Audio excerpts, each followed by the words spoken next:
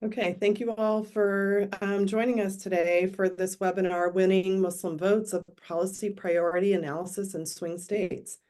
We really appreciate you taking time from your busy schedule to join us today. I want to take a moment to thank the staff at ISPU who helped put this together, our supporters, and the panelists who I will introduce in a few minutes. My name is Sahar Slad, and I am the current Director of Research for the Institute for Social Policy and Understanding. I come to ISPU from academia. I have been an associate professor and previous chair of my Department of Sociology at Simmons University in Boston. My research expertise centers on the experiences of Muslims with surveillance. In my first book, Forever Suspect, Racialized Surveillance of Muslim Americans in the War on Terror, I examined how Muslim men and women experience gendered forms of racialization through their hypersurveillance because of the War on Terror. In my second co-authored book, A Global Racial Enemy, Muslims in 21st Century Racism, me and my colleagues examine how the global war on terror has justified the detention, imprisonment, and hypersurveillance of Muslims in the United States, the United Kingdom, India, and China. But today we're here to talk about elections and Muslims. So if you could please advance to the next slide. ISPU is a nonpartisan research and education organization. Our mission is to provide objective research and education about Americans who are Muslim to support well-informed dialogue and decision-making. You can advance to the next slide. A record number of voters showed up to the polls for the 2020 general election, including Muslims. President Joe Biden was elected by a narrow margin, powered by electoral wins in swing states like Georgia, Michigan, and Pennsylvania, where he inched out Trump by just tens of thousands of votes. Significant numbers of Muslims reside in these swing states, and coupled with the Get Out the Vote campaigns and voter registration efforts led by Muslim civic engagement organizations over the past decade, these Muslim voters have the potential to influence the outcome of close elections.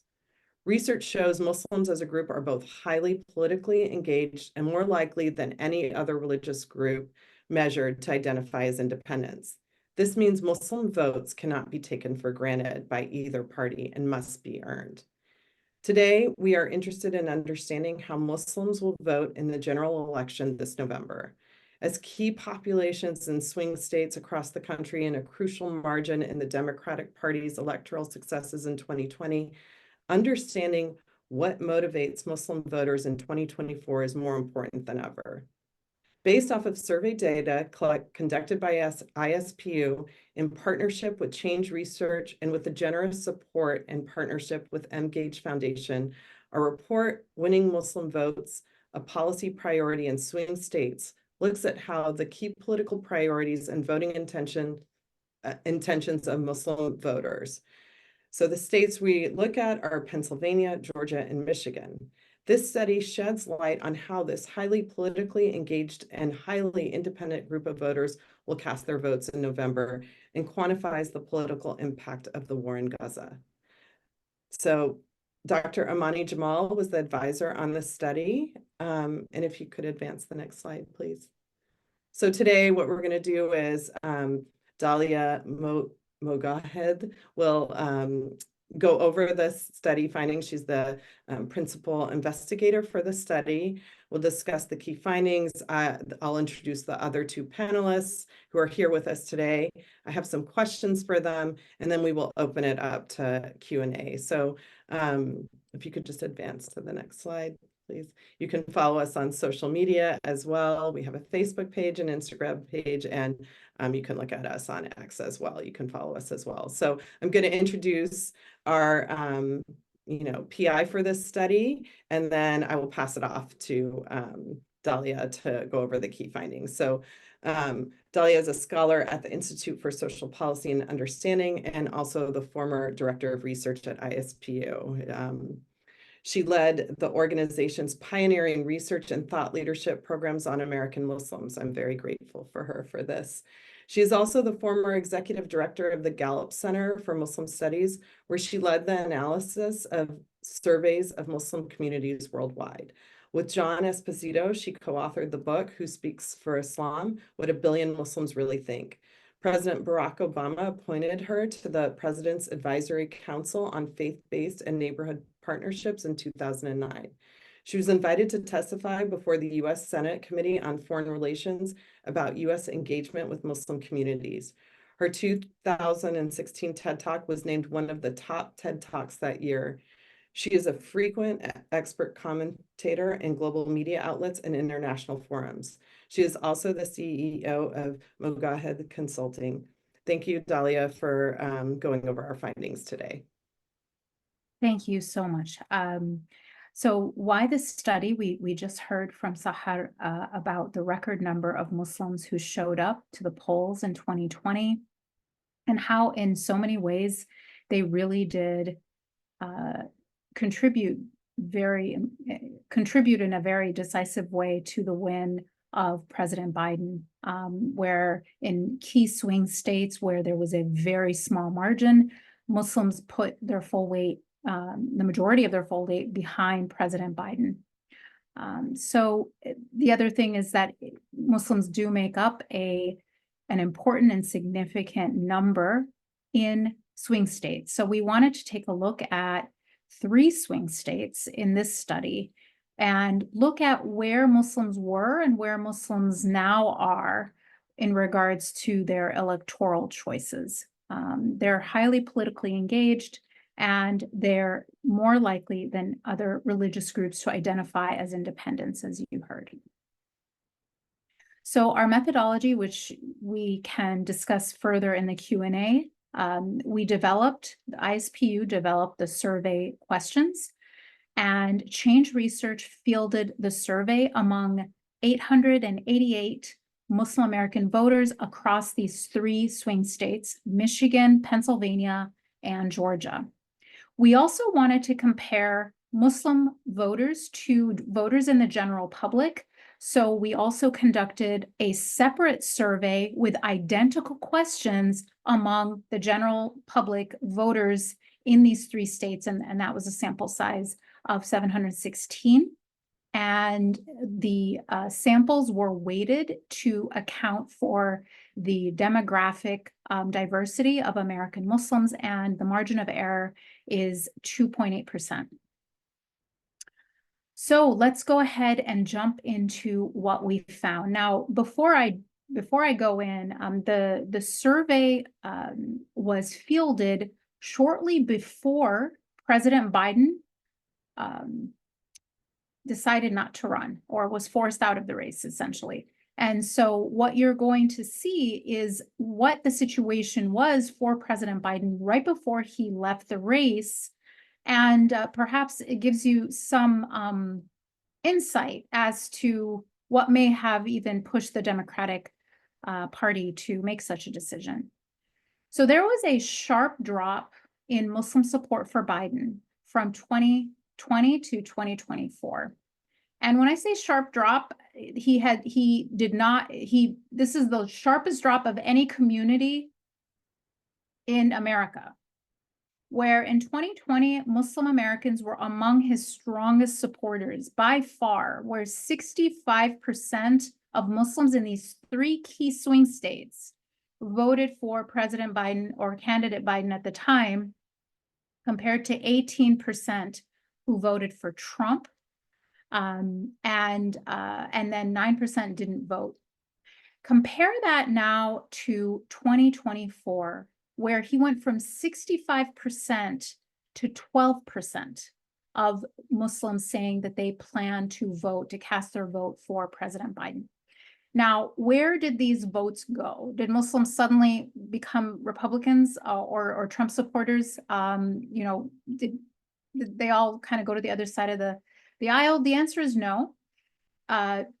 Although Trump support among Muslims did edge up slightly from 18% to 22%, that does not explain where the votes went.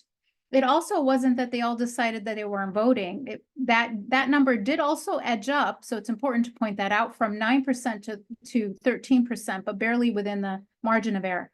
Where so many of these votes went is into this other group, which we labeled, we're going to be talking about as a swing voter. But basically they are where most or many of these lost Biden voters went is to support a third party or a write-in.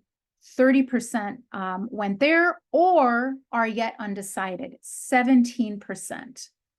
So this is as of June to July of this past this past summer. So the Muslim vote is very much up for grabs in key swing states. That's what makes this so important and so exciting to understand. So now, one question that may come up is, where did this drop happen? Is it just among, one group of Muslims or not? As many of you know who have been following our work, you know that American Muslims are the most diverse faith community in America, both ethnically and racially and in many other ways, but especially in our racial and ethnic backgrounds. And the main groups, the sort of four largest groups, none of them make up a majority, but Muslims identify as Black, and that's roughly 24%, white, again, roughly 24%, Asian, and Arab. Asian, similar percentages, and then Arab is slightly less at around 14%. And then the rest are Latino, mixed race, Native American, and other. But they don't make up a large enough group, unfortunately, for us to be able to analyze the sample. So we look at these four major groups of Muslim Americans, and just to explain white Muslims before anyone asks, they are not Arabs, right? We have a totally different group called Arab. You can choose to identify as Arab if you want on our surveys. White Muslims are, and they're not all white converts either. They are Turkish Muslims, Bosnian Muslims, Albanian Muslims, Russian Muslims, Chechen Muslims, and Iranian Muslims would, might also identify, of course, as white. So that's who makes up that group.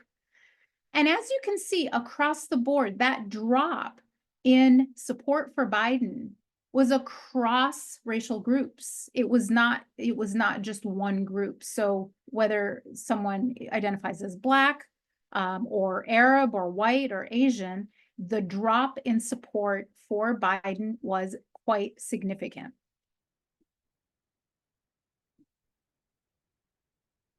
Now, what is on the minds of American Muslims? The majority of Muslim voters say that the war in Gaza is the top issue on which they will judge a candidate this November. 61% of Muslim voters across these three swing states told pollsters, when asked essentially an open-ended question with a battery of different choices to choose from, almost everything you can think of, what are the top three things that top three policy issues that you're going to judge a candidate on? And the choice that they made, from almost anything you can say, from healthcare to education to the border to reproductive rights to the environment, to literally everything you can think of, 61% chose the war in Gaza as a key issue on which they will judge a candidate. Now, interestingly, compared to the general public, that was only 4%. So this is such a salient issue in the Muslim community, and not so much the general public, perhaps to the surprise of some.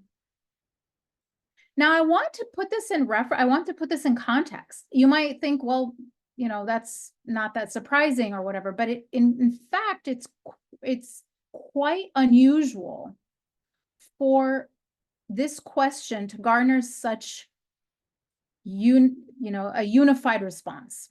So in 2020, the same question produced a very different answer, where 19% of Muslims chose healthcare or Medicare as their top issue they're going to judge a candidate 14% said the economy, and 13% said social justice causes. And everything else was less. 5% said education, and 5% said some kind of foreign policy issue. None of them garnered a majority or even close. There was no, salient topic, salient issue on which everyone was galvanized around. And Gaza has totally changed that. And that is still the case among Democrats in the general public. Nothing garners the majority saying that this is their issue. Whereas Gaza has produced that kind of unifying call among Muslims. Gaza is a top issue for all Muslims, regardless of race. Whether you're Arab, 74% said, picked it as one of their 3 top issues. You're Asian, you're white, or you're Black. Now, there's a variation across race, but no other topic topped Gaza for any race. It was a top issue for everyone across the board, regardless of racial background. So when you look here at now, not by race, but by presidential choice. So what is the top issue for folks who choose Biden at the time he was running, Trump, or are what we're calling swing voters? What is a swing voter in our definition? It's someone who's either saying they're going to pick a third party, or they're still undecided, or they're not voting. All of those people together are in one group, which we're labeling swing voters. I want you to notice something really remarkable here. Again, the war in Gaza among the general public, not that important. 4% among Biden voters, 2% among Trump voters, and the same group, the swing voters in the general public, 10%. But in the Muslim community, among Biden voters, it's 37% picked it as part of their top 3 choices. Now, it's not the majority, but nothing else surpasses it. Nothing else was chosen more often. Trump voters actually more likely than Biden voters to have chosen the war in Gaza. And then look at swing voters. 71% say that it was one of their top choices, with the second most frequent keeping the United States out of foreign wars at 24%. So the drop, there isn't even a close second when it comes to folks who have decided that they're either undecided or they're voting for a third party or are not going to vote. Swing voters among the Muslim community, Gaza is clearly their top issue. Now, we also looked at this a series of different policy choices, and we wanted to assess if a candidate's support for these policy choices was a net positive for that candidate, makes people more likely to vote for them, a net negative, less likely to vote for them, or doesn't matter, not even something that people will consider. So there was a battery of different policy choices that we looked at, and we asked this question directly. So a candidate's support for a permanent ceasefire in Gaza is popular among the majority of Muslim voters across the board, whether they're voting, they wanted to vote for Biden or Trump or neither. And it's also a net positive for Biden supporters in the general public. So Biden supporters, the majority say it would make them more likely to vote for a candidate, and only 2% say it would make them less likely. So a clear net positive among Biden voters in the general public. Trump voters in the general public, it's kind of a wash. Either it's the plurality say it doesn't matter, and those who say it would help and it would hurt are the same. So not really something that is going to make or break the situation for Trump voters in the general public, but it is a net positive among swing voters in the general public. Now you move to Muslims, and all 3 groups, whether they were voting for Biden, Trump, and definitely among swing voters, it is a clear positive, a net positive. You have these huge numbers, 87%, 72%, 91%. We don't see Muslims agreeing on something. I mean, you have to go and back and like read our old polls. Muslims don't agree on almost anything, and especially in numbers this high, except for Islam is important in my life, or Islam gives me joy. Then it's high percentages like 90s. But when it comes to any policy issue, they look like America. They're the most diverse community, and they're basically split in half.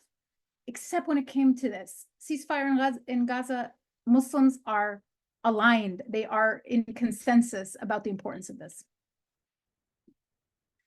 So a presidential candidate's support for the reduction of military aid to Israel, popular also among, not surprisingly, the majority of Muslim voters, the plurality of Biden voters or supporters before he left, and also the plurality of swing voters in the general public. The only group for which this is a net negative is Trump voters. And I'll show you in a minute why that's a bit of an interesting contradiction, because they're also very, very adamant that they want to stay out of foreign wars, but they want to keep, the majority of them want to keep arming Israel. Now, why I want to point this out also is Muslim Trump voters are an interesting group because they differ from Trump voters in the general public on some very important issues and align with their faith community. They have more in common with other Muslims than other Trump voters on some of these key issues, especially when it comes to Gaza, especially when it comes to and something like arming Israel. So here's the sort of interesting contradiction: a presidential candidate's support for keeping the United States out of foreign wars, popular among the majority of Muslim voters and voters in the general public across the board, especially Trump voters. Interestingly, 82% said it would make them more likely to vote for a candidate if they kept us out of foreign wars, but yet still want to keep arming Israel, which of course involves us in a foreign war. So it's hard to understand why the contradiction is there. But this is something across the board for Muslim, regardless of their partisanship, that is very popular, and especially among Trump voters in the Muslim community as well as swing voters. So what about combating Islamophobia? Again, this is where Trump voters who are Muslim and Trump voters in the general public are quite distinct. So Biden supporters in the general public actually are pretty supportive of wanting to combat Islamophobia. The majority say it would increase their support for a candidate if they wanted to, combat Islamophobia. And very few said it would hurt their vote. Now compare that to Trump voters in the general public in these 3 swing states. The majority, roughly 50% say it doesn't really matter, but a significant percentage, 31%, say it would hurt their vote and make them less likely to vote for a candidate, and only 9% say that it would help them. Now compare that to, of course, Muslims. Not shockingly, Muslims want, in general, the majority of them want, would be swayed by a candidate who says that they want to combat Islamophobia, especially among Biden and swing voters. Interestingly, Trump voters in the Muslim community, while majorities still say it would help them, you still have 10% who say it would hurt their vote, which I kind of don't get, but there it is. And it's interestingly, Trump voters in the Muslim community are more likely than Biden voters in the general public to say it would hurt their vote, 10% versus 2%. So a candidate's support for protecting the environment is popular among Muslim Biden voters, Muslim swing voters, and not surprisingly, Biden supporters in the general public. This is sort of a key democratic policy position that has been there for a long time. 91% of Biden voters in the general public say it would help a candidate with them. And similarly, in the Muslim community, it's a very popular position. And it's a net positive among Trump voters in the Muslim community only. In the general public, it's not the plurality. The plurality is it wouldn't matter, and it's a wash whether it's a negative or a positive for Trump voters. Whereas in the Muslim community, Trump voters, it's a net positive. It's a clear net positive. Another place where Trump voters in the Muslim community diverge from their party's other supporters. So now we look at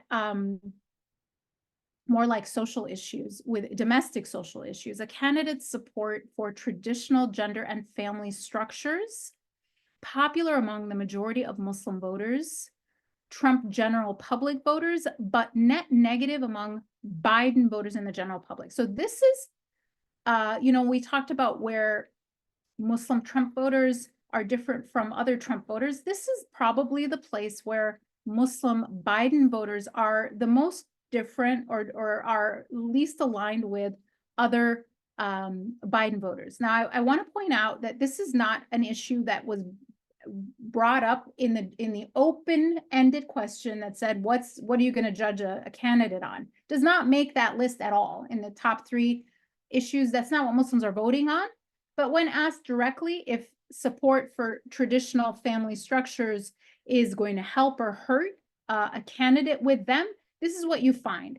40% of people who are going to vote for Biden said that it would actually make them more likely to vote for a candidate, whereas 18% said it would make them less likely. So it is a net positive, even among former Biden voters. It's very popular among Trump voters. And this is where Trump voters in the Muslim community and in the general public align. So the 2 places they really align are on social issues like, gender and family, and keeping out of foreign wars as defined by however you want to define it. Where they diverge is on Israel and Islamophobia. And swing voters the majority say that it would help them, and only about 8% say it would hurt, and then the remainder say that it would be neutral. So again, not a top policy issue that Muslims vote based on, but when asked directly, it is a net positive among Muslims across the board, especially among Muslim Trump voters, which starts to paint a picture for why Muslims would vote for Trump. Basically, it's a perception around he would be better for this idea of traditional family values, and staying out of foreign wars are the 2 key things that we're finding. So Muslim voters slightly more likely than the general public to have engaged their federal elected representative in the past year.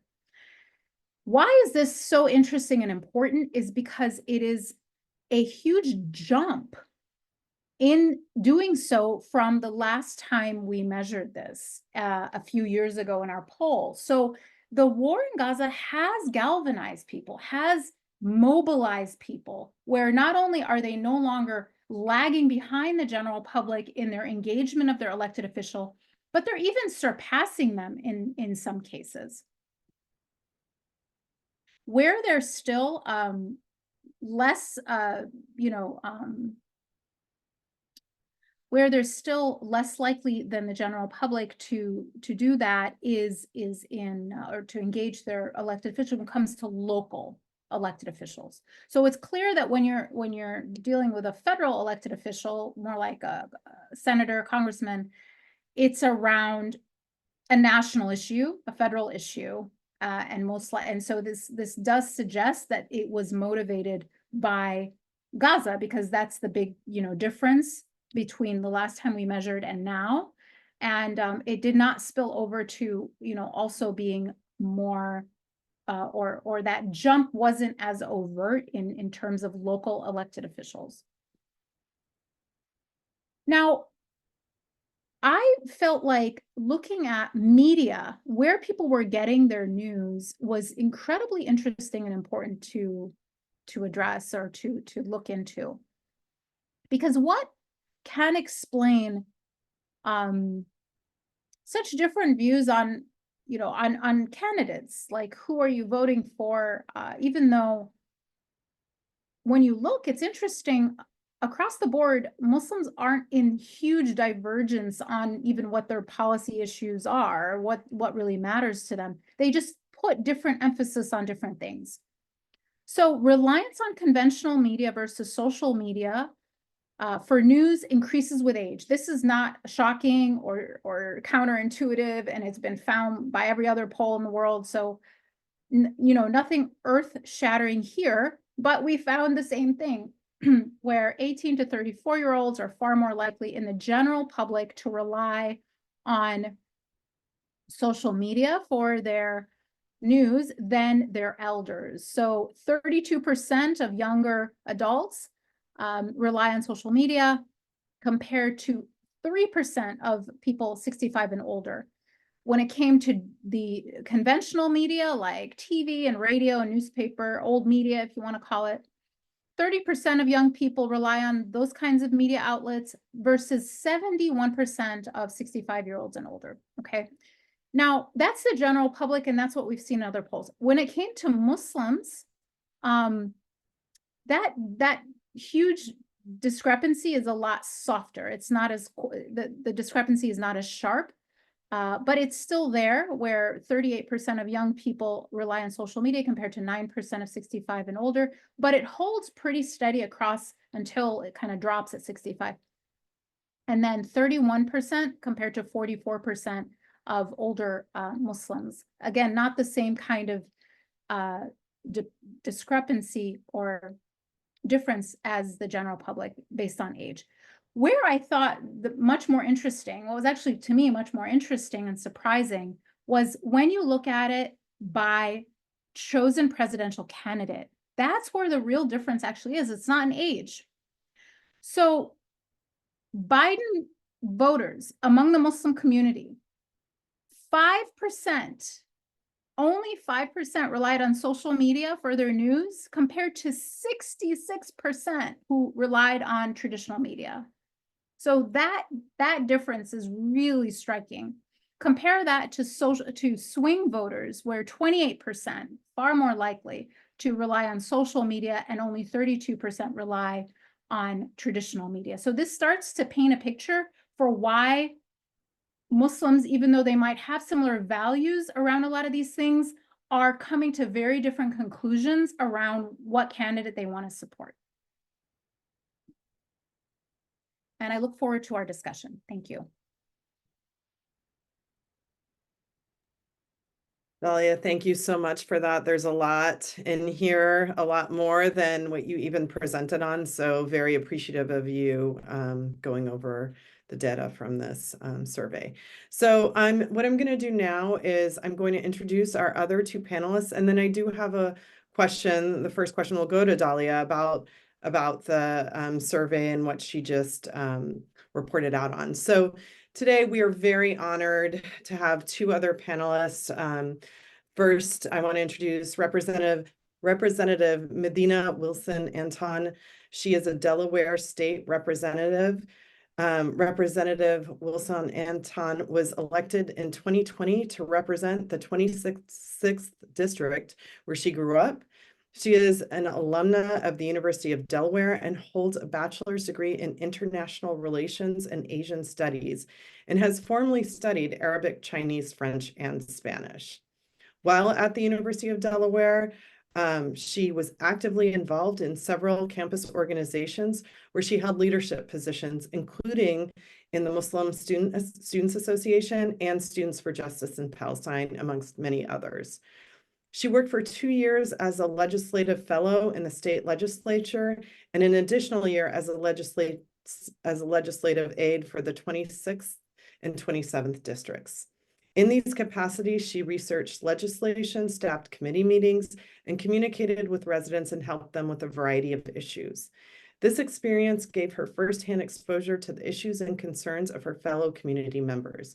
As a state representative, Representative Wilson Anton is fighting for social, economic, and racial justice for her constituents. So Thank you so much for being here. I know you will have a lot to add to this conversation. And our other panelist is Mohammed Gulad. He is the National Organizing Director for Emgage.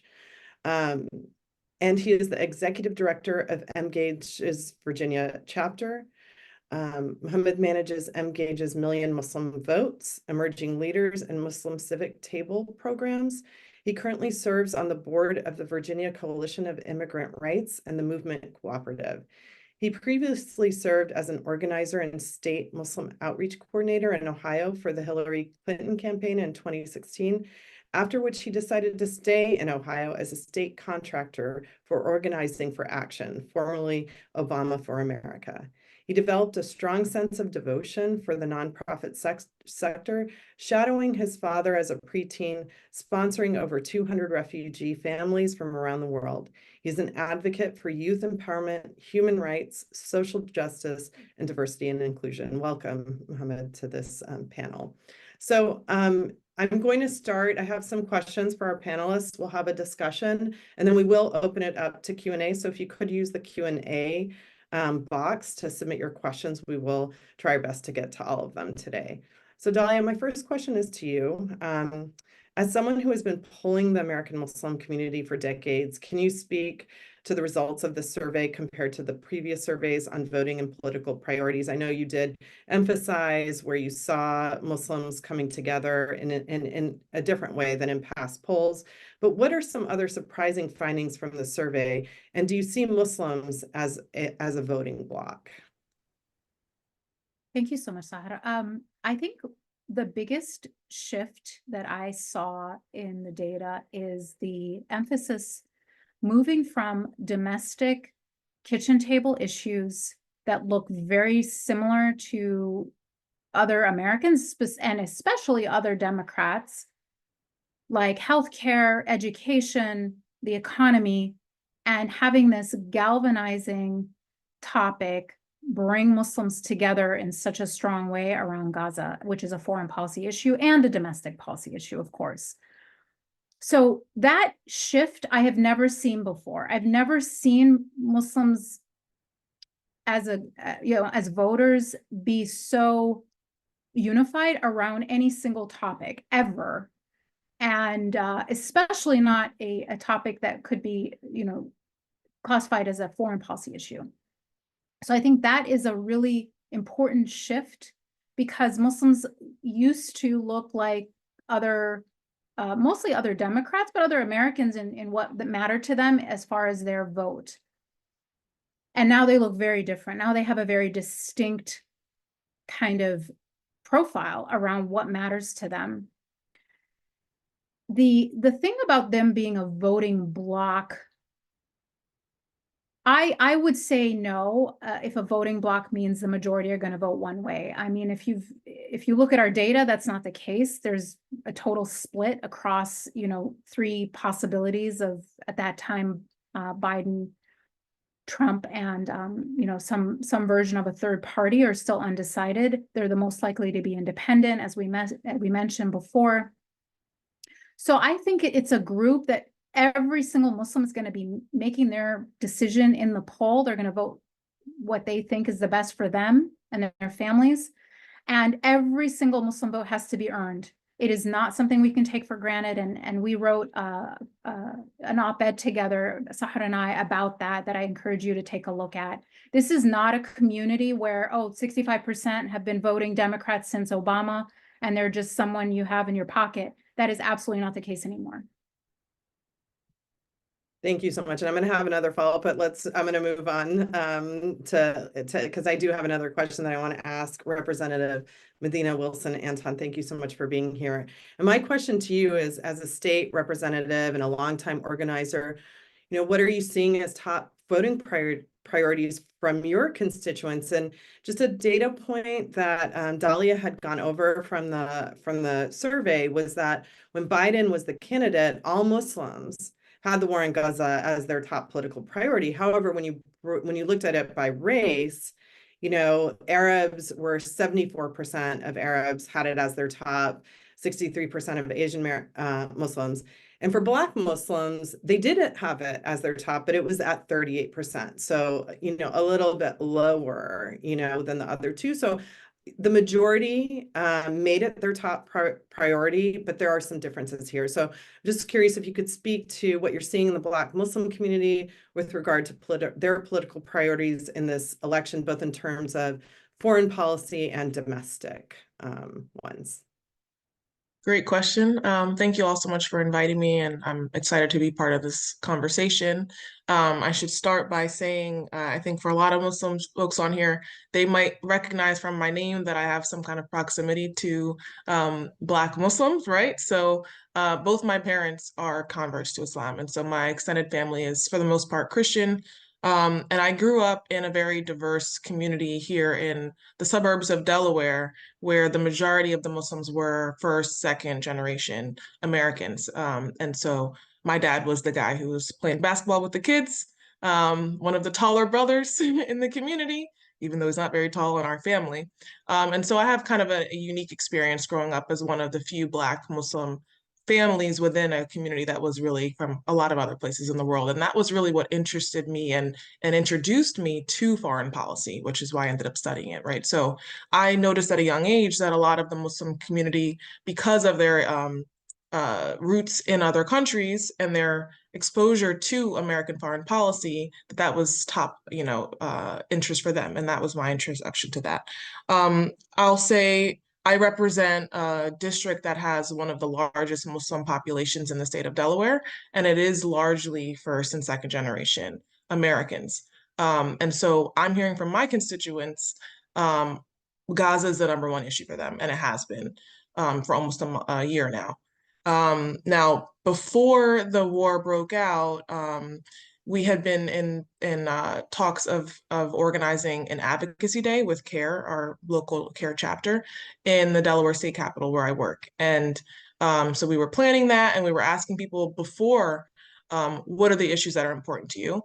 And of course, once the genocide started, that became the number one issue for everyone. And I can say that's regardless of race. That was the issue they wanted to talk about when they came down to our state capitol. And I believe it was in April that we ended up having folks come down. And we were largely, folks were mobilizing around a resolution to call for a ceasefire in the State House. And we ended up getting it passed through the House while they were there, which was amazing. And I think a perfect example of how community members showing up in person can make people move and actually make a stand when they had been avoiding doing so for quite a long time. The other issues that came up in that day of advocacy, which I think a lot of my colleagues were surprised to hear, was, I'll say the theme was mostly around discrimination in our institutions, be that schools, our correctional facilities, our foster care system. And what I'll say is, from my own, anecdotal experience, it's not scientific by any means, and I really appreciate that we started with some hard data there. But what I've noticed is a lot of the Black Muslim community is often struggling financially. And so the issues that are top of mind for our community tend to be day to day, just trying to make it. And so when we think about at the national level and presidential candidates, a lot of the conversation is, yes, I want the genocide to end. I don't want to vote for someone who supports the genocide or who wants to send more money.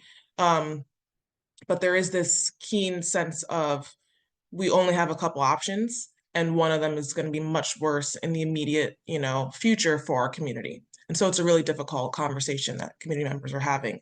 I can say, when I'm out at community events, people bring me to the side and they're like, Sister Medina, we got to talk about our cemetery situation and our discrimination when it comes to when a brother is killed in the city and he's Muslim and his family's not, and there's like a lot of tension around the rights of Muslims once they've passed away. That's something that's been brought to me by a lot of Black Muslim community members, and dealing with our state office that handles how bodies are, how investigations happen, how bodies are treated, all of those things. And those are issues that I have not heard from my constituents who are not Black Muslims. And so One other thing, I'm talking really fast because I know there's a lot of questions, but one other thing that I've noticed as a Black Muslim growing up, especially in a space where we're one of the few families, is the existence of a lot of anti-Black racism within the Muslim community.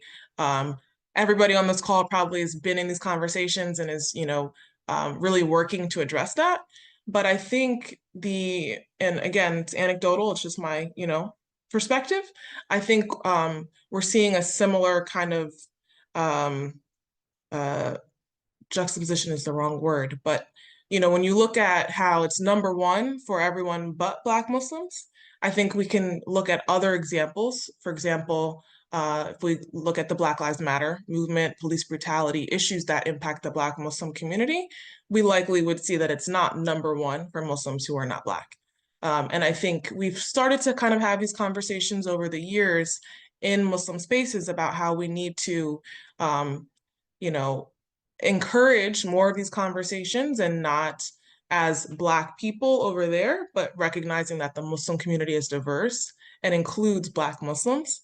Because often when you hear a khutbah, for example, it's about, oh, people that experience that, and we should empathize with our neighbors. And it's like, we need to empathize with the members of the congregation too, right? And so I think that's a really interesting, uh, data point. I can't say that I've experienced it necessarily because a lot of Black Muslims, when they come to me, they also are very passionate about Gaza and what's happening in Gaza. And a lot of the main organizers here in Delaware are Black Muslims, right? I'm a Black Muslim who started Students for Justice in Palestine at UD, right? So it's not so simple, but I think it's really important that we start to dig into this conversation. I want to say I'm very appreciative of some of the leaders here in our largest city, Wilmington, who put together a panel conversation months ago on Black Palestinian solidarity. And and it was open to the entire public, and that city of Wilmington councilwoman who led that charge was the main voice that got a ceasefire resolution passed in the city of Wilmington, which is the hometown of the president. So these conversations are happening, and I really appreciate the question, and I'm looking forward to continuing to discuss with you guys today. Yeah, thank you so much. And you're bringing up some really, really important points and nuances that do deserve more conversation and research as well, for sure. So thank you. So Mohammed, I would like to ask you a question as well. In a moment when the stakes are so high, yet American Muslims are feeling like maybe their political priorities, specifically the war in Gaza, are being ignored. What does the Muslim vote mean for swing states, for the national elections, and for actually pushing Muslim policy priorities forward? Can you speak to the gains and losses for the community after November, regardless of who will be in office? Thank you for your question. Assalamu alaikum, everyone. What does the Muslim vote mean in swing states? So as part of my role with Emgage as National Organizing Director, I do produce and look into an analysis of how we can leverage the Muslim vote comparative to a lot of the campaigning and a lot of just the numbers that come out. And so as Sister Dalia had mentioned in the presentation, that analysis shows that the election, this upcoming November election, will be decided by 5 states. Those 5 states are Michigan, Wisconsin, Arizona, Pennsylvania, and Georgia. But what a lot of people don't know, which I want to just quickly highlight, is that when Trump won Michigan by 10,700 votes in 2016, both Gary Johnson and Stein had a sum of 223,000 votes. They weren't on the ballot in 2020. So when they weren't on the ballot, Biden won by 154,000 votes, and we have over 200,000 registered Muslims in Michigan.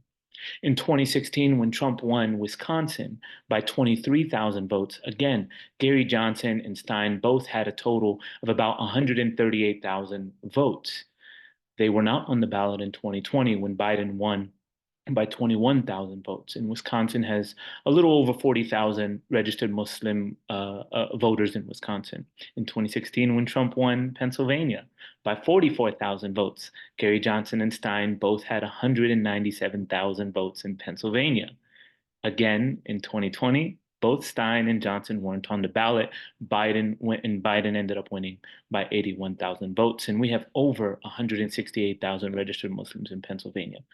Same thing with Georgia. Stein was not on the ballot in 2016, but Gary Johnson alone had over 123,000 votes. Trump won Georgia in 2016.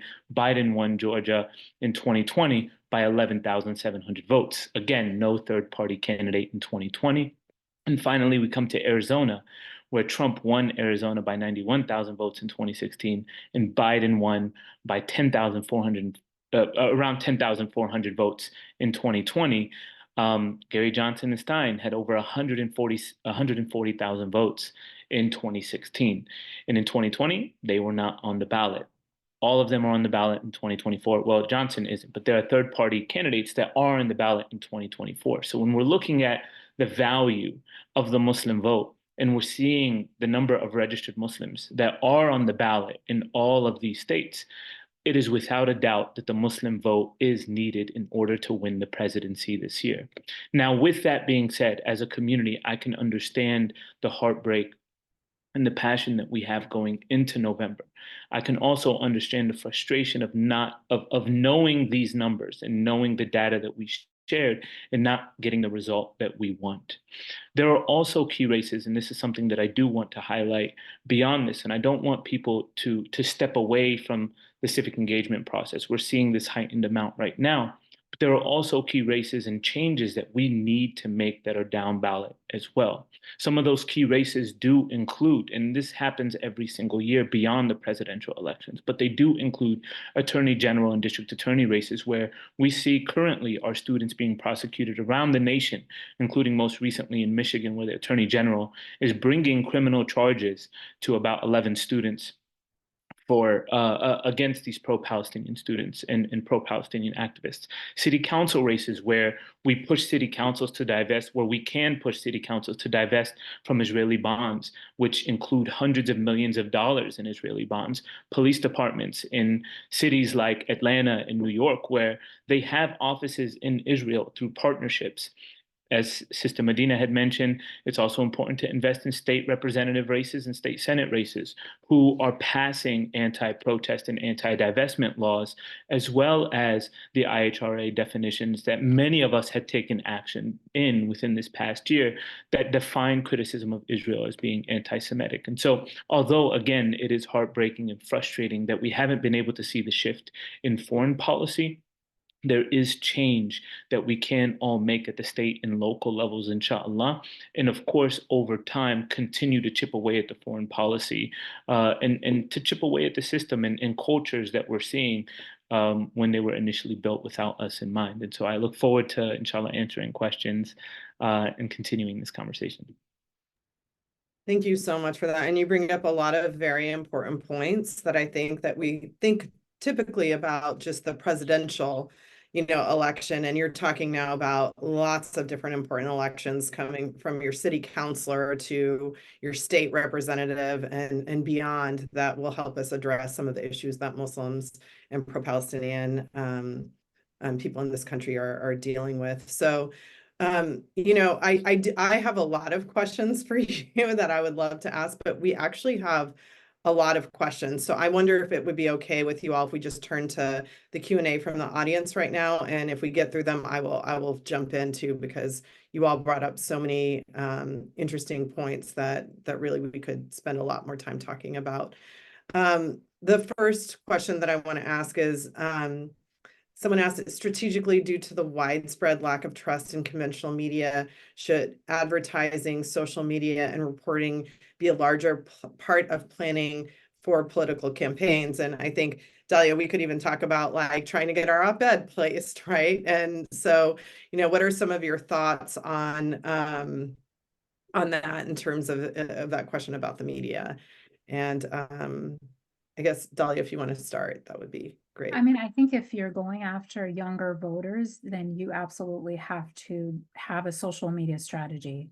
If you think it's just going to be conventional media, you're missing a really large segment of your constituents. And especially if it's concerning Muslim voters, Muslims are on average younger by an average of 20 years than the general public. So Muslims have a larger percentage of their population as young people versus the general public. So if you want to reach Muslims, you have to have a social media strategy. Great. If anyone else wants to jump in on that one, I can move to the next question that kind of, addresses what Muhammad Gul was just talking about. But how can you, how do you get ordinary citizens? How can we motivate fellow Muslims to vote in this election, especially for third-party candidates instead of Democrats or Republicans? So any thoughts on that, like how to get Muslims to come out to vote, and then voting third party was the question. I think one of the key struggles that we're dealing with, Muhammad kind of like alluded to it, the feeling like we've been doing all this stuff and we haven't gotten anything done. This feeling like it's pointless. And so what I've been doing, and I think has been successful in encouraging people, is to share the wins, right? So in my short presentation, I shared we got 2 resolutions passed. One passed the city council level, and we marketed that, and the media messaging around that was the president's hometown, right? That's a very strong message to send. And then the House, right? We didn't get it through the Senate, but we passed it through the House without any debate. And so I think using examples where mobilizing and speaking up has been successful is a good way to start that conversation. And then also to remind folks that you don't have to vote for every single candidate that's on your ballot. And so what I've been sharing is these are my people that like I endorse, right? Not necessarily endorse, but like we had our primary a week ago in Delaware. And so people were asking me, Sister Medina, who do I vote for? I want to vote for you. I don't want to vote for anybody else. And I'm like, well, you can't vote for me because you don't live in my district, but here are people that I would vote for if I could. And so I kind of gave them like a mock ballot. And I didn't tell them someone for every race. And some folks were like, well, you didn't tell me who to vote for X, Y, and Z. And I'm like, because I don't really have a strong opinion about that. But these people are people that they need to be supported. They need to come back and hear reasons why. And I think when we leave it to the community, the voter, to say, you know what, I don't have to push the lever or the button for someone that I feel like is not much better than the other person, but I can make a point of showing up and being counted. And I think what we're missing right now is a strategy around like, are we all going third party in these places? Are we voting our conscience in those places? Because I think it is important that we're able to say after this election, this many people in the Muslim community voted. And that, like what Brother Muhammad was sharing, the difference that our community can make is really important for us to be able to highlight. And so I think it's important that we message that with the voter, right? Like, you don't have to vote for Biden or Jill Stein or whoever, is giving you angst, but you should vote so we can count you as someone that can be counted, in the future. Yeah, thank you so much. I think it's very important in sharing those wins that most people aren't paying attention to, what's getting passed in city council, what's getting passed. So it is very important to show that this issue is important to a lot of different politicians at different levels. So very important point to bring up. Mohammed, somebody has asked, has Emgage or any other Muslim organization been approached by either candidate to address their concerns before the elections? Yes, we have been. There are multiple people and multiple leaders who have had conversations with actually all of the campaigns. And so Emgage has had conversations with each one of the campaigns. We have shared these numbers to use as leverage, to use as bargaining power, to call for a ceasefire, to call for humanitarian aid, to call for the conditioning of aid. And so there are continued conversations. There are we have shared our disappointment. We've also shared what we'd like to see. And so there are conversations that are being had, yes. Thank you. It kind of leads to the second question, which you've sort of answered, but maybe if you all could speak to, is there hope that there might be a candidate, and in this election, you might, like I said, you might have already answered that, who would support stopping sending arms to Israel? That's a question that was just asked in the chat. Do we have some, is this something that we're looking at down the road? Is this what is your sort of thought on, this question about arms to Israel? Because the thing that I think I see as a scholar is that the Muslim community is no longer just saying, nice words will do. They're saying policy shifts are what we're demanding right now. So just curious what anybody's thoughts are on that.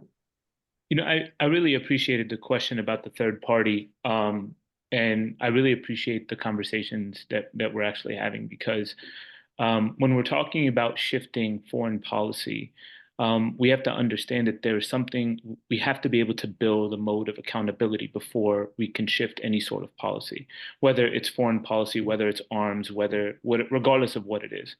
And so the next question had a lot to do with uncommitted. And I'm going to answer this kind of all in one, because this is just how my brain works. Whether I agree with it or not, I appreciated the emergence of abandoned Biden because it led to uncommitted. And uncommitted led to a fracturing in the party and conversations that were being had where folks were not having those necessary conversations. And I really appreciated what Sister Medina had also said about celebrating our wins. So when we're looking at all of these initiatives that had started, the new C4s, the new PACs, all of this infrastructure that so many of our organizations are building, all of these things are wins. All of these things are wins that will eventually lead to a cultural shift, into a very strategic shift in not only local and state policy, but also foreign policy. And these are things that all take time. We're talking about coming after a system or changing a system that was, again, built without us in mind and built without us as part of the conversation. And so all of these pieces, all of these levers are levers that we have to invest in. We talked about media. We talked about organizing. We're talking about PACs, an investment there.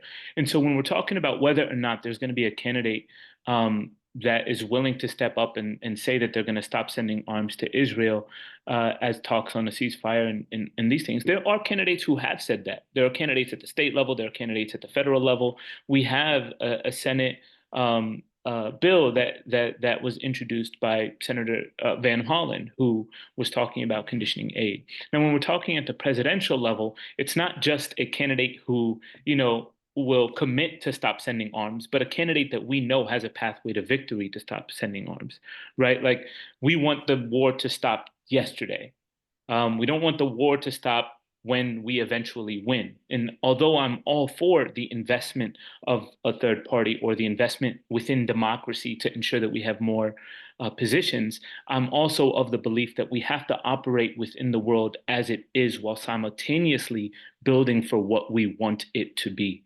And that's what we as a community have to understand, that when we're going up against a system that we completely disagree with and we want to make a change, we have to understand that we disagree right now, but we're shifting that culture, we're shifting that conversation, and we're shifting that power day in and day out consistently. And it's up to us what we want to build to go against that, inshallah. So thank you. Do you want to, if anybody else wants to add, please do.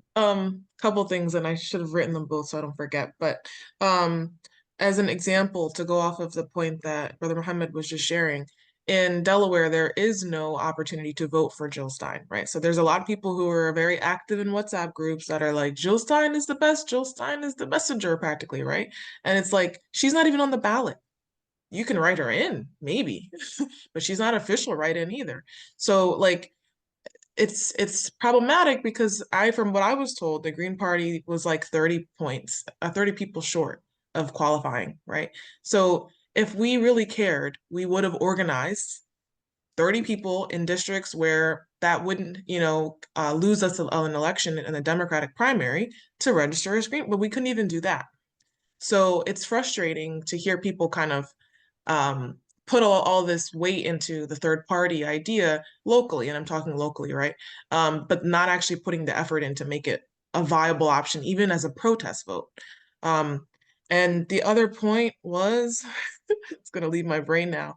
I'll have to remember, I can't remember it now, but I won't hold our time up. I'm sure it'll come to me as soon as I'm on mute. Feel free to jump in whenever it comes in and just. I just wanted to make some really, really elementary points that probably most of the audience already knows, but I want to make sure that they know.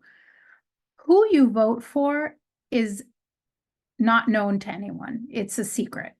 But if you vote, that is known. That is actually public knowledge. So keep that in mind. If you vote or if you don't vote is a known thing, not who you vote for. That is a secret ballot. So if we as a community want to be taken seriously ever, we have to be known as voters. We have to be, that's what Sister Medina was saying about being counted. So go and vote for whoever you want. You don't have to vote for anybody for president, or you can write your own name in or your mom's name. It doesn't even matter. Just go and vote. Register your voice. And I say that because Muslims are the most likely community in our research to say that they face obstacles to voting. So whether that is deliberate or it's explained in some other way, voter suppression is at least perceived to be a big problem in the Muslim community, as it is, as likely as it is in the Black community overall, in the general public. What does that mean? It means that if your vote doesn't matter, it wouldn't be suppressed, right? No one would be working to keep you away from the polls. So don't give up your vote just because you don't like any of the two major candidates. That's one major thing I wanted to make sure I got out there. I just wanted to clarify, because I think it was, I just went over it perhaps not too quickly. When it came to choosing top 3 policy issues across racial groups, all 4 groups, all race groups and within the Muslim community chose Gaza most likely. It was the #1 issue in all groups, not just in Asian and Arab groups. However, it wasn't the majority pick. Now, what do I mean by that? Majority means more than 50%. And so it wasn't 50% choosing Gaza, but it was the most frequently chosen policy issue. Nothing was higher than it. So Gaza was around 35% in the Black community. Nothing came above that. Nothing was more frequently chosen. So I just wanted to explain, that nuance in the results. It might have been Dahlia the way I asked that question too, but yes, it wasn't that Black Muslims, it wasn't their top priority. It was the percentage. So that was, So it was their top priority. Let's just was their top one more priority. time. It was still the top priority. Yes. Clearly the way to say. Okay, and everyone, you can definitely look at our report and see all of the numbers in there on our website. I kind of want to follow up and with a question that's in the chat. And it's about, like, you're all sort of talking about this. So like, Representative Medina, you're talking about like, well, third party isn't an option here, so you still have to be politically engaged. And if you wanted a third party option, there's ways to get that on the ballot, right? And it is through political engagement. Somebody's asking what your thoughts are on uncommitted. Mohammed, you kind of, started to touch on that. And I'm curious because I see uncommitted and I see this as incredible political engagement for the Muslim community in a way that, we were starting to see in 2018 and 2022, like the number of Muslims running for office, just like we have here, and winning. So if you wouldn't mind just speaking a little bit about your thoughts of uncommitted, what that represents. What do you think that means in terms of Muslims and their political engagement right now? I mean, I think it's an amazing effort and like a masterclass in political engagement. I think when we talk about uncommitted, it's important to put it in the context of the Democratic Party primaries. And it wasn't people saying we're voting third party, we're not voting, we're throwing our vote away. It wasn't any of that. It was, we're Democrats, we're registered, we're showing up to tell you we're not supporting who's on the ballot.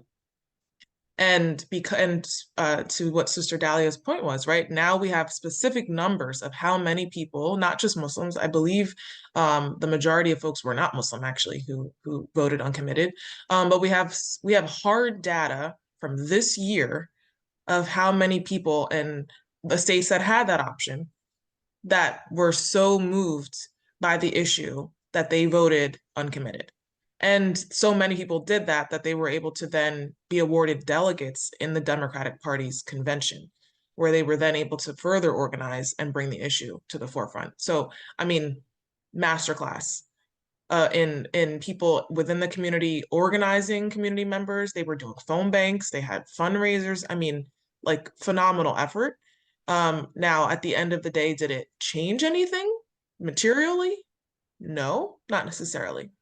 But conversations were had that would not have been. And I think the issue was made so we have hard numbers on just how many people care and care enough to do something. And you can't, as a Democratic, say you're, on the campaign team or something for Kamala Harris's campaign, you can't discount the issue now because you not only have enough people in swing states that care about this issue to vote that way, but they showed up at the convention and they're saying we're part of this Democratic Party, which I think is something that's often missing in this conversation. It's Muslims that often are only registered Democrat around here because they want to vote for me and I already won, right? Like they couldn't even help me the first time around because they were independent or they were unaffiliated or they weren't registered. And I think it's really important that we show that we are parts of all of these communities and these organizations. And until we get more organized to the point where, we're not just a delegate at the convention, we're a delegate at the state convention, where you get to pick, all these other important roles within the party. That's when I think what Muhammad was talking about, like that's the future where we need to be, where Muslim voters are so engaged that they're being elected as party chairs for their, communities and are drafting the platforms for what the issues are important to Democrats and other parties. And we're not there yet. But I think this is a really good example of how we can be going.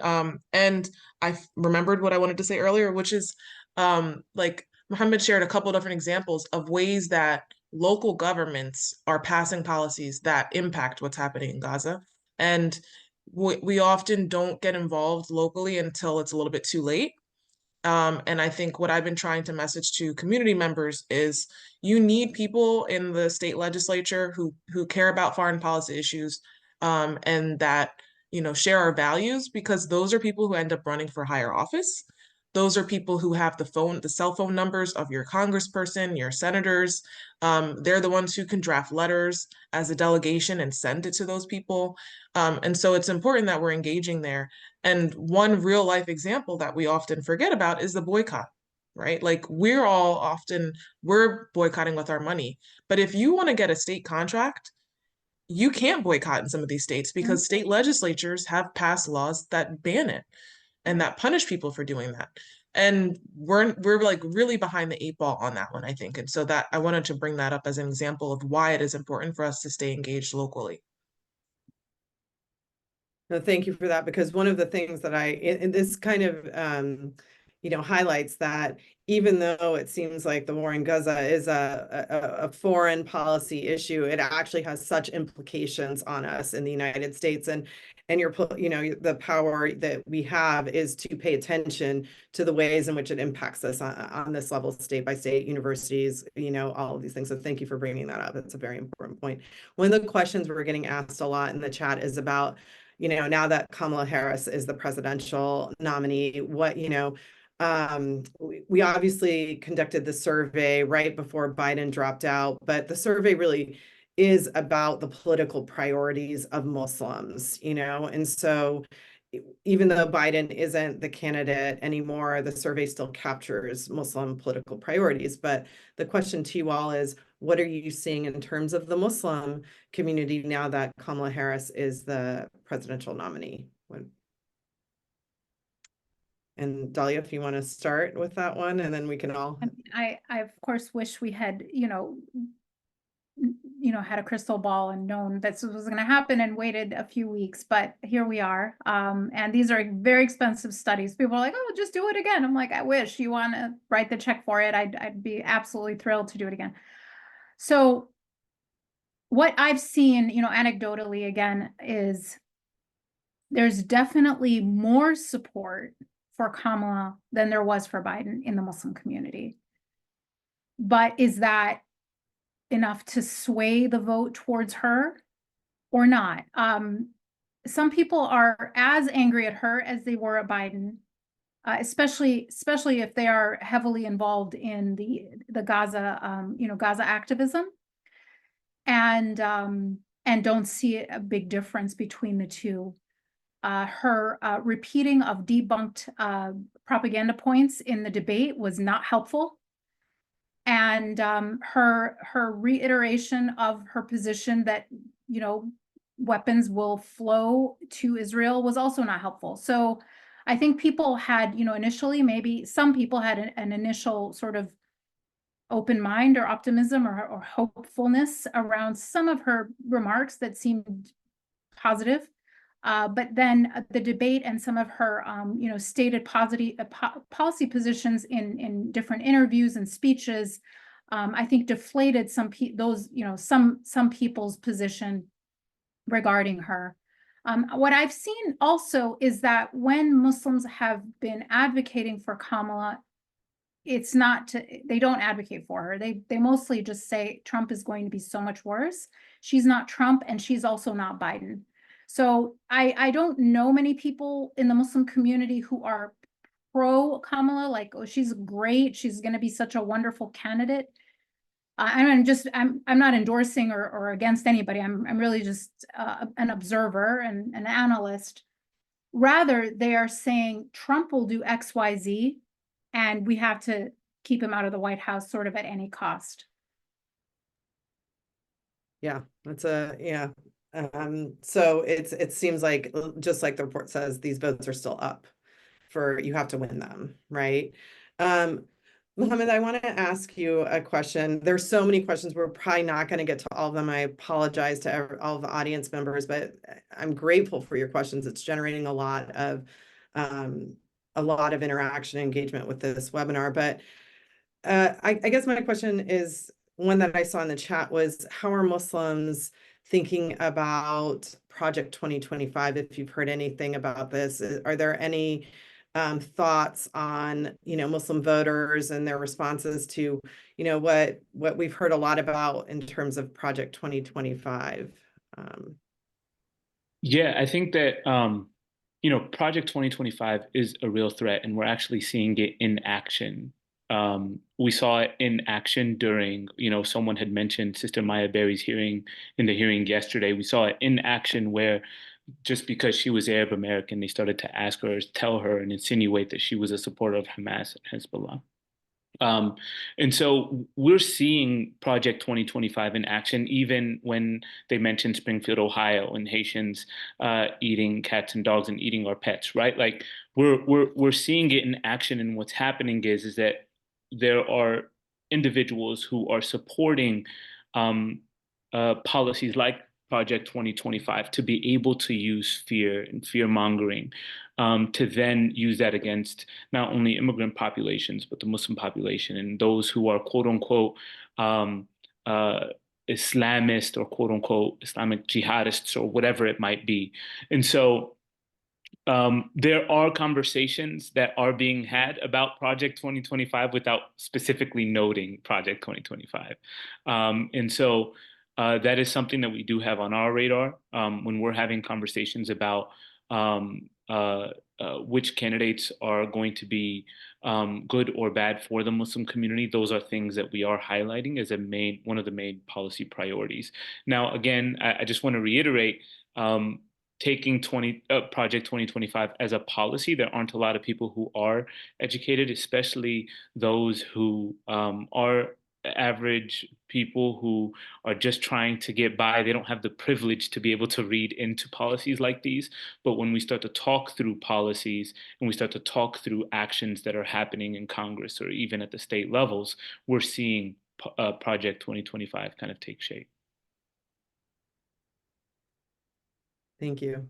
And I think it kind of leads to the next question, that one of the questions that was in the chat that I'm thinking about, and that I've certainly heard in my own community and family. But there seems to be, on the one hand, Muslims came together to demand, not just a ceasefire, but also stopping arms to Israel. So Muslims really came together on this.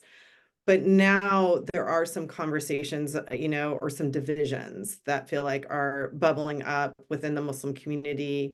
And it is around, voting third party, not voting. Project 2025 gets brought up as, this is a real threat, even though, this is filled with policy, it has real implications on, for example, public schools, and Representative Medina, you did mention, like, here are some of the concrete issues that we see the Black, Muslims talking about, that maybe perhaps other immigrant and second gen Muslims aren't, haven't been talking about as much. So what are you seeing there in terms of, are you seeing divisions within the Muslim community around, this question about the lesser of two evils? Just your thoughts on that would be great. Yeah, so I'll start by saying I'm privileged to live in Delaware, which means that we we only have a few electoral votes, and they will be going to the Democratic nominee, regardless of what our community does.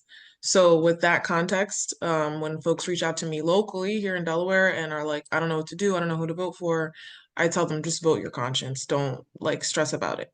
I don't know who I'm going to be voting for, right? I live in Delaware. If I lived in Pennsylvania, I would be agonizing over it. And so I don't pretend to understand what that is like, to know that your vote will, have an outsized impact in the presidential outcome. Right now, if you were to ask me who I'm voting for, if I lived in Pennsylvania or if I lived in another swing state, I would probably be voting for the Democratic nominee, just like I voted for, Hillary Clinton in 2016. I think I have a picture somewhere to prove that. But I think it's a difficult question. I know somebody in the chat was saying, there are community members that are worried that this is going to be something they're going to be questioned about in the Day of Judgment. If you ever have an issue where you feel like you don't know what the correct thing to do is, and you're worried about how you're going to be judged by Allah, my advice is always to do istikhara. Like, no one can tell you what the right thing is to do besides Allah. So that would even be my advice to community members that are struggling with it to that extent. My political, perspective is, if you live in a swing state, you should be supporting the candidate that is the lesser of two evils. And if you live anywhere else in this country, you should be voting however you feel like you can do that. I think the common thread, no matter where you live, is that you need to vote. And anyone who is telling us that we shouldn't be voting or we should be, checking out, I think does not understand what we're up against. And beyond that, I would say it's really important that we respect community members' decisions when it comes to voting. I think we need to have conversations, and we need to, try to persuade someone who maybe lives in Michigan or wherever, but with respect and true understanding that this is a very difficult decision for every individual. And I think what we haven't been doing, unfortunately, and I think it's been, I think we're being taken advantage of by people that want us to be divided online a lot, where there's this discourse around anti-Black racism and, oh, you just don't care about what, Trump would be like and things like that. And I think we really need to be careful about that kind of rhetoric, and model conscientious conversation, respecting each other, and where each person is coming from.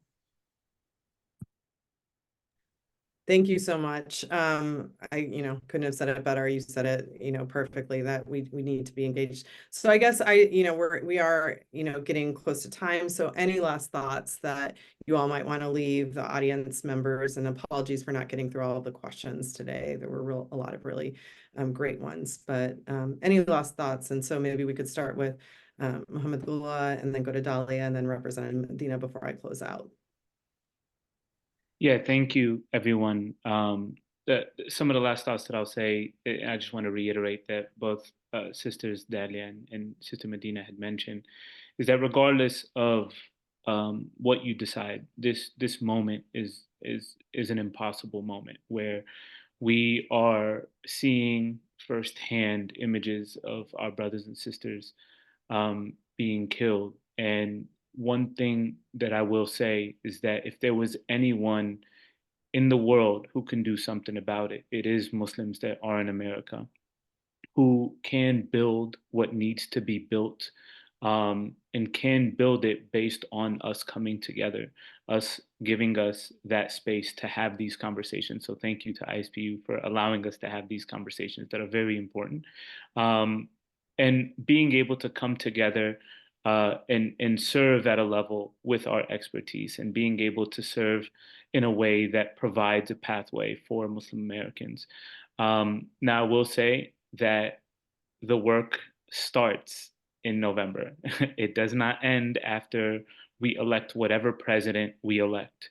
If we elect the Democrat, we get to work. If we elect Donald Trump, we get to work. Either way, no matter what happens, there is work that needs to be done.